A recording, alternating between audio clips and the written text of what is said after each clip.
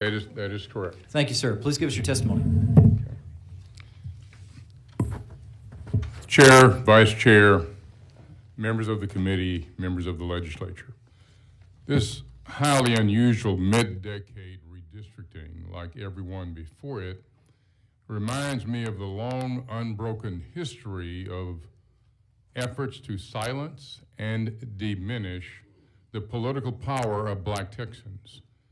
We need to remember that this is not just about political parties. It is about the systematic efforts to restrict the influence of people of color in this state. At this nation's founding, the Constitution enshrined the 3/5 compromise. Counting Black people as only 3/5 of a human being for the purpose of legislative representation. But while our bodies were counted to inflate the power of slaveholding states such as Texas, we had no vote, no real voice, and absolutely no ability to shape who represented us, even at that subhuman level. That compromise dehumanized my ancestors, turning them into tools to strengthen the political interests of those who would keep them in chains, and set the foundation for centuries of racially discriminatory laws and practices. With this mid-decade redistricting, Texas is moving back to that era and that system. The DOJ letter to Governor Abbott specifically targets 3 of the 4 districts where African American voters are able to elect their candidate of choice directly, and 1 Latino district where Latinos are able to elect their candidate of choice directly. Importantly, the 4th African American district has been possibly added for the hearing in Arlington next week, so it seems as though they are trying to wipe the slate clean and reinstate the 3/5 compromise. The 9th, 18th, and 30th are not just any districts. These are opportunity seats protected under the law, as confirmed by both the DC Circuit and panels right here in Texas, as well as being admitted to by the state of Texas, even in the current litigation that is now pending. Thank you for your testimony. We may come back for questions of the panel right at the end. Thank you, sir. Okay, and we have received your submission. Appreciate it. Chair, at this time is, let me go ahead and note, when we get to the next group, it's going to be virtual testimony. So if the following could be ready for the next virtual panel. Carol Tiedelman, Heidi Bray, Frederick Wood, and Connor Rice. Chair calls Gabriel Rosales.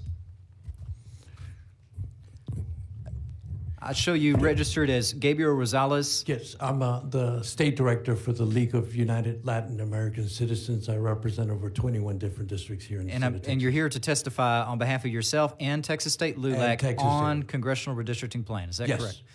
Thank you. Please give us your testimony. Thank you. The Latino community has contributed to the majority of the population growth from the beginning. This is historic. I was actually a plaintiff on the redistricting lawsuits many years ago. So every 10 years we go through this, and they continue to dilute our community. So what we know is that the history of Texas is to dilute the vote. So even the current maps, we can argue, right, have diluted the vote of the Latino community for years. It has been our fight since the beginning of the conception of LULAC to fight for representation. To fight for representation at the local level, at the state, and at the federal. And what you're doing is completely unacceptable. We have a tremendous amount of community. We make up a large percentage of the population growth, and it just cannot continue in this direction. Our people have contributed to the success of this economy, and we continue to be successful academically within your institution, undocumented or otherwise. I'm very proud of our community for being as resilient as we have been. But we deserve representation. We deserve to have a larger representation that reflects our community. And the maps, I don't know, you keep saying there's maps, there's not maps. The maps that I think that we're looking at are definitely want to send an all-white delegation to Congress. Definitely want to help out the felon in the White House, as Ms. Garcia said so eloquently earlier. We're going to continue to want to be that. I think the Mexican American community, the Latino community, have served this country as veterans, have served this country on the school boards, and have served this country honorably. And we continue to serve this country. And so it is your responsibility to allow for diversity to be a part of the representation that we have going to Congress. Thank you. Thank you for your testimony. Chair calls Angela Valenzuela. Yes, thank you. I show you registered as Angela Valenzuela, testifying on behalf of LULAC. Is that correct? That is And that's correct. on the revised congressional redistricting plan. Is that correct? That is correct. Let me give. Yes. Thank you for your testimony. Please give it. Yeah, thank you so much. I think we're all learning a lot today. This is very complicated work. It should be done with real thought and real care and democratic deliberation. The very process itself feels like a railroad that's coming down the track, and that's a terrible feeling because so many lives are at stake.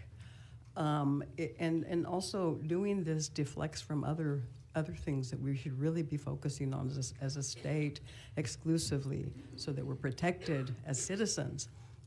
This flood that happened should be front and center, and this just feels like just a significant weapon of mass distraction.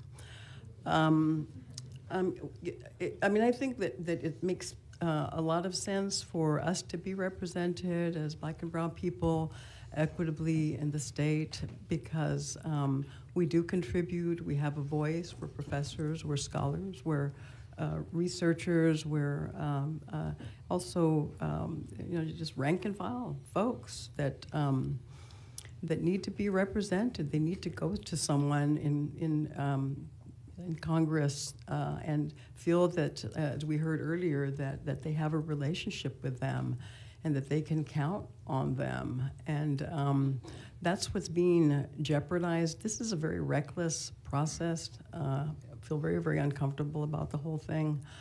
I mean, I think you heard that you're being played. I never like being played.